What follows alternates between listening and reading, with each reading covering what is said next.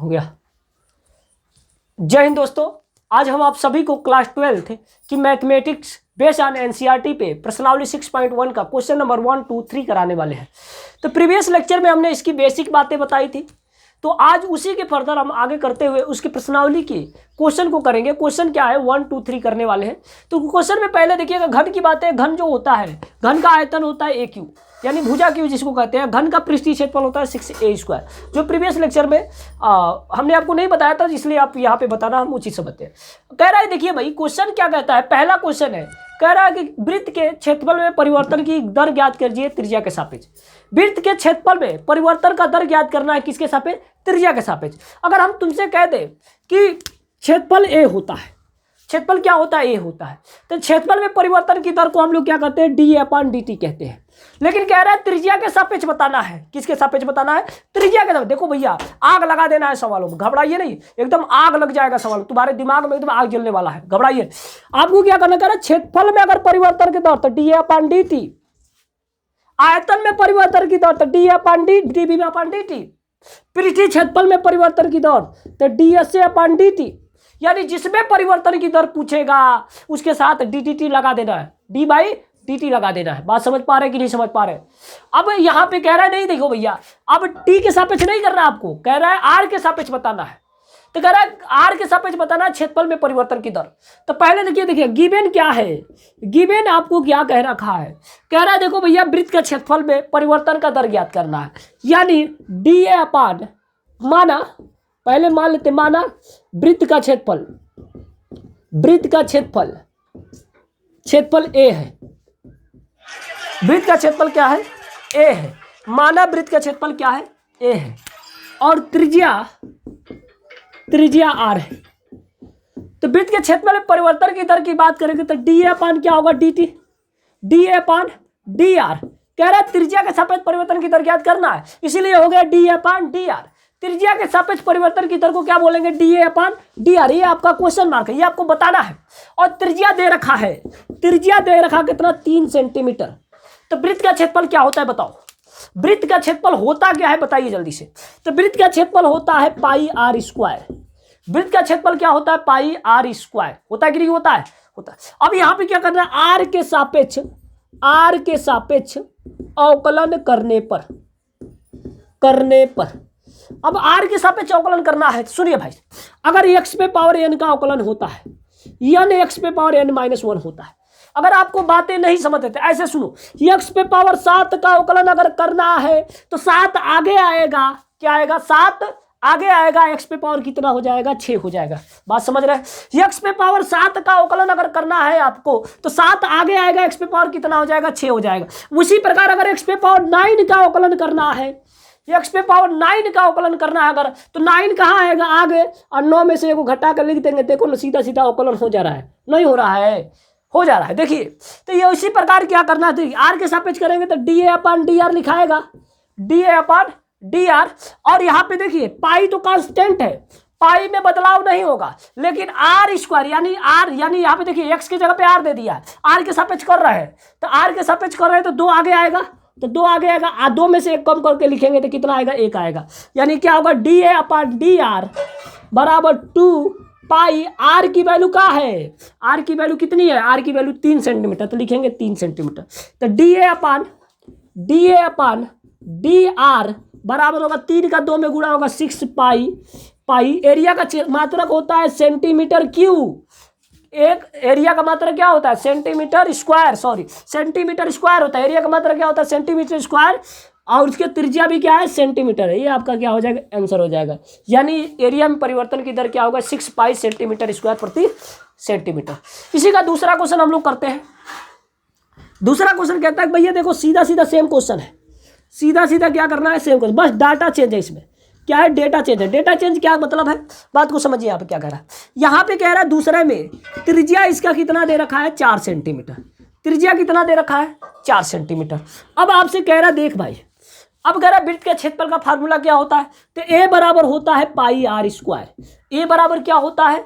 πr²। अब कह रहा है r के सापेक्ष अवकलन करो, r के सापेक्ष परिवर्तन की दर ज्ञात कर रहा है, इसलिए r के सापेक्ष अवकलन कर रहे हैं। अवकलन करने पर आर के सापेक्ष अवकलन करने पे तो क्या होगा, d A upon D are, D A upon D are. अभी देखो एक्स पे पावर 9 का अवकलन किया, 9 आ गया तो एक कम हो जाता। उसी प्रकार आर पे पावर 2 है तो 2 आगे आएगा, आर पे पावर कितना हो जाएगा, 1 हो जाएगा। आर की वैल्यू कितनी है इस बार, 4 सेंटीमीटर। आर की वैल्यू कितनी है इस बार, 4 सेंटीमीटर। तो लिखेंगे डी ए upon D R pi into 2, R की जगह पे क्या रख दे, 4। तो डी ए अपान क्या हो जाएगा, डी आर, और 4 का 2 में गुणा होगा कितना होगा, 8, 8 पाई। एरिया का मात्रक क्या होता है, सेंटीमीटर स्क्वायर, सेंटीमीटर स्क्वायर। अब उसके बाद त्रिज्या नीचे है तो इसका क्या हो जाएगा, सेंटीमीटर। तो इसमें परिवर्तन की दर क्या होगा, 8 पाई प्रति सेंटीमीटर और प्रति सेमी की दर से क्या हो रहा है, बड़ा परिवर्तन हो रहा है। अब इसका दूसरा क्वेश्चन करते हैं। अब इसी का दूसरा क्वेश्चन, तो दूसरा क्वेश्चन प्रश्नावली 6.1 का दूसरा क्वेश्चन करने वाले हैं हम लोग। तो उसमें कह रहा है कि एक घन के आयतन में 8 सेंटीमीटर क्यूब प्रति सेकंड की दर से वृद्धि हो रही है। एक घन के आयतन में 8 सेंटीमीटर प्रति सेकंड के दर से वृद्धि हो रही है। तो कह रहा है उसके पृष्ठीय क्षेत्रफल किस दर से बढ़ रहा है, घन का पृष्ठीय क्षेत्रफल किस दर से बढ़ रहा है यदि घन का किनारा 12 सेंटीमीटर हो।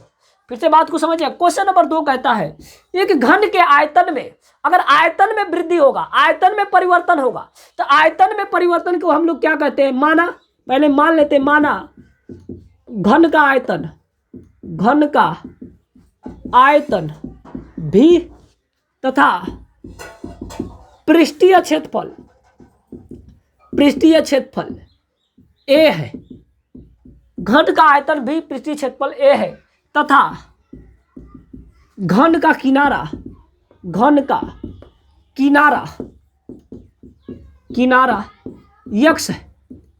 घन का आयतन भी माना, घन का पृष्ठीय क्षेत्रफल को हमने क्या मान लिया, ए मान लिया, और घन के किनारे को क्या मान लिया, एक्स मान लिया। अब आपसे कह रहा है घन के आयतन में 8 सेंटीमीटर क्यूब प्रति सेकंड के दर से वृद्धि हो रही है। देखो आयतन का जो मात्रक होता है ना, क्यूब होता है। अब सेंटीमीटर होता है तो सेंटीमीटर की होगा, मीटर होगा तो मीटर की होगा। एरिया का मात्रक होता है स्क्वायर होगा, एरिया का मात्रक, त्रिज्या का मात्रक, एक्स का मात्रक, लंबाई है एक्स, अगर लंबाई है, चौड़ाई है, या फिर क्या हो, त्रिज्या हो, इसका मात्रक क्या होगा, सेंटीमीटर होगा। परिमाप का मात्रक क्या होगा, सेंटीमीटर होगा। तो यानी मात्रक का भी बड़ा ख्याल रखेगा। अगर यूनिट आपको याद नहीं है तो आपको क्या होगा, दिक्कत हो जाएगा। सुनिए फिर से, अगर कह रहा है कि घन के आयतन में वृद्धि हो रही है, यानी डी भी अपान डी टी दे रखा कितना, 8 सेंटीमीटर क्यूब प्रति सेकेंड, 8 सेंटीमीटर क्यूब प्रति सेकंड की दर से इसमें आयतन में वृद्धि हो रही है। तो 8 सेंटीमीटर प्रति सेकंड की दर से वृद्धि हो गई, ऐसा दिया इसने। अब घन का किनारा को हमने क्या माना, एक्स माना है। एक्स की तरह दिया है 12 सेंटीमीटर, एक्स की तरह दिया है 12 सेंटीमीटर।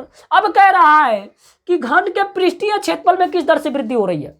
तो पृष्ठीय क्षेत्रफल यानी ए को क्षेत्रफल बोलते हैं, इसमें अगर वृद्धि होगी तो D A upon d T लिख देते हैं, डी टी लिख देते हैं। तो कह रहा है इसमें परिवर्तन की दर बताइए।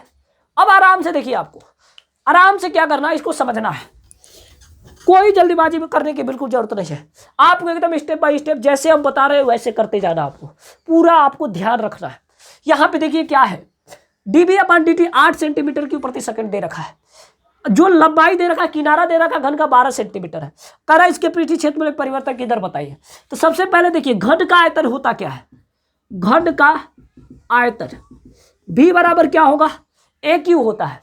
तो ए को जगह पे हमने माना क्या, एक्स क्यू माना, तो यहां लिख लेंगे एक्स क्यू। अब इसका करते हैं अवकलन, हम लोग क्या करने वाले हैं, अवकलन। तो अवकलन करेंगे एक्स के सापेक्ष नहीं, टी के सापेक्ष, टी के सापेक्ष अवकलन करने पर देखो जब तक वो कहेगा नहीं कि इसके सापेक्ष करो तब तक हमें टी के सापेक्ष ही करना है। तो यहाँ पे क्या होगा, डी भी अपान क्या हो जाएगा, डी टी। एक्स क्यू का अवकलन करेंगे 3x स्क्वायर होगा। एक्स क्यू देखो जैसे x पे पावर 7 हो तो 7 का अवकलन करेंगे 7x पे पावर 6 हो जाएगा। उसी प्रकार अगर एक्स क्यू है तो 3 आगे आएगा और 3 में से 1 कम कर देंगे 2 हो जाएगा, तो 3x स्क्वायर हो गया।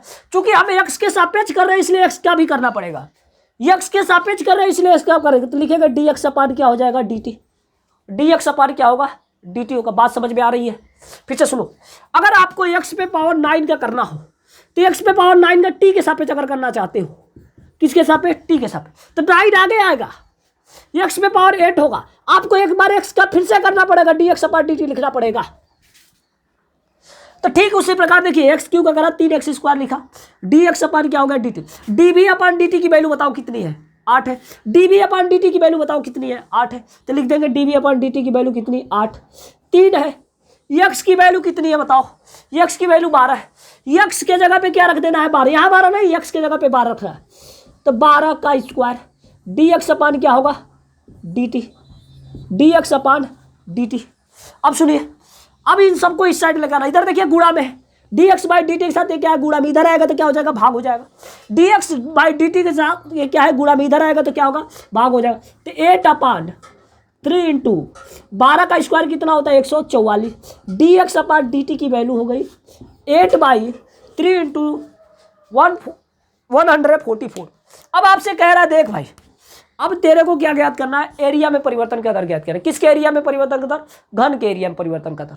तो घन के एरिया में परिवर्तन की दर आपको ज्ञात करना है, तो एरिया में ए बराबर क्या होता है 6x² होगा, घन का पृष्ठीय क्षेत्रफल, घन का पृष्ठीय क्षेत्रफल हमने ए माना इसलिए ए लिख रहे हैं 6x²। इसका भी अवकलन करेंगे, तो अवकलन करते हैं तो डी है अपान एक्स के सापेक्ष नहीं टी के सापेक्ष अवकलन करने पर, तो टी के सापेक्ष अगर अवकलन करेंगे तो बताओ क्या आएगा, टी के सापेक्ष अवकलन करेंगे तो क्या करते हैं D A upon d T, 2 नीचे 2 आगे आएगा, देखो जैसे ये हुआ 7 आगे आया और 7 में से कम होगा तो 2 आगे आएगा, तो 2 का 6 में गुणा कितना होगा 12 और 2 में से कम करते हैं कितना होगा x। अब x का भी कराएगा अवकलन, तो dx अपान क्या होगा dt, तो डी अपान डी टी 12, x की जगह क्या रख देंगे 12, x की जगह क्या रखेंगे 12 क्योंकि x की वैल्यू कितनी है 12, dx बाई dt की वैल्यू कितनी है पूरा लिख लो 8 बाई 3 इंटू 144। अब आपको क्या करना है, अब आपको बताओ 12 से 144 काटेंगे, 12 बार में कटेगा, 12 से फिर से काट देंगे कितना हो जाएगा कट जाएगा पूरा, तो बचा क्या आपका बचा क्या बताओ, आपको बचा D A by D T बराबर क्या बचा 8 बाई 3 सेंटीमीटर स्क्वायर प्रति सेकेंड। ये आपका क्या होगा आंसर होगा। वीडियो को पॉज करके इसे क्या करिए नोट डाउन करिए।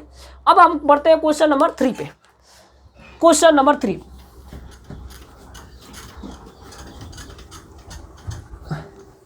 क्वेश्चन नंबर 3 क्या कहता है, क्वेश्चन नंबर 3 कहता है, क्वेश्चन नंबर 3 करता है एक वृत्त की त्रिज्या 3 सेंटीमीटर की दर से बढ़ रही है, उसके बेद का क्षेत्रफल किस दर से बढ़ रहा है, अगर उसका त्रिज्या 10 सेंटीमीटर है। कह रहा है देखो भाई, कह रहा है कि एक वृत्त की त्रिज्या एक समान दर से 3 सेंटीमीटर प्रति सेकंड की दर से बढ़ रही है। एक वृत्त की त्रिज्या है 3 सेंटीमीटर प्रति सेकंड की दर से बढ़ रही है, समान दर से बढ़ रही है। कह रहा है उसके वृत्त का क्षेत्रफल किस दर से बढ़ेगा यदि वृत्त की त्रिज्या 10 सेंटीमीटर होगी। फिर से बात को सुनिए, कह रहा है क्वेश्चन नंबर 3 है, कह रहा है क्वेश्चन नंबर 3 में कि एक वृत्त की त्रिज्या है समान दर से 3 सेंटीमीटर प्रति सेकंड की दर से बढ़ रही है, 3 सेंटीमीटर प्रति सेकंड की दर से बढ़ रही है। तो कह रहा है उसका क्षेत्रफल किस दर से बढ़ेगा। तो देखिए बात को पहले मान लेते, माना वृत्त की त्रिज्या r है तथा क्षेत्रफल a है। अब वृत्त की त्रिज्या r है, बात को समझो। तो कह रहा है वृत्त की त्रिज्या बढ़ रहा है, तो यानी r में बढ़ रहा है या घट रहा है, परिवर्तन हो रहा है। तो जब परिवर्तन होगा तो D R by D T, किस दर से परिवर्तन हो रहा है 3 सेंटीमीटर प्रति सेकंड की दर से, किस में r में परिवर्तन हो रहा है, इसलिए D R upon d T लिखा गया है। क्षेत्रफल में परिवर्तन होता है तो D A upon d T लिखते, आयतन में परिवर्तन होता है तो D A upon d T लिखते, आयतन में परिवर्तन होता है तो डी बी अपान डी टी लिखते। तो त्रिज्या में परिवर्तन होगा 3 सेंटीमीटर प्रति सेकंड। अब त्रिज्या जो दिया है 10 सेंटीमीटर दिया है, त्रिज्या कितना दिया है 10 सेंटीमीटर। अब आपसे कह रहा है इसके क्षेत्रफल में परिवर्तन का दर बताइए। तो इसके क्षेत्रफल में परिवर्तन का दर देखिए, तो वृत्त का क्षेत्रफल होता है, वृत्त का क्षेत्रफल क्या होता है a equal to pi R square, a equal to क्या होता है पाई आर स्क्वायर। अब यहाँ पे क्या करना है t के सापेक्ष अवकलन करना है, t के सापेक्ष अवकलन करने पर तो क्या होगा डी ए अपान डी टी, डी ए अपान क्या होगा डी टी। अब क्या होगा आर स्क्वायर का अवकलन करना है, तो पाई है आर स्क्वायर का अवकलन करना है। हमने आपको बताया कि एक्स पे पावर अगर 13 का अवकलन करेंगे 13 आगे आएगा, एक्स पे पावर कितना हो जाएगा 12 हो जाएगा, एक कम हो जाएगा। तो आर का स्क्वायर करना 2 आगे आ जाएगा, आर पे पावर एक कम हो जाएगा। फिर आर का भी करेंगे क्योंकि आर के सापेक्ष करते तो छोड़ देते, टी के सापेक्ष कर रहे हैं इसलिए लिखेंगे d r upon d t. अब यहाँ पे देखिए d a upon d t pi है 2 है, आर की जगह पे क्या रखते बताओ, आर की जगह पे 10 सेंटीमीटर, आर की वैल्यू दिया कितना 10 सेंटीमीटर, रख दिया 10 centimetre. D r upon d t की वैल्यू कितनी है 3 सेंटीमीटर, रख दिया d r upon d t की value 3। D a upon d t गुणा कराएंगे, 3 का 2 में 6 होगा, 6 का 10 में गुणा कितना होगा 60, 60 पाई।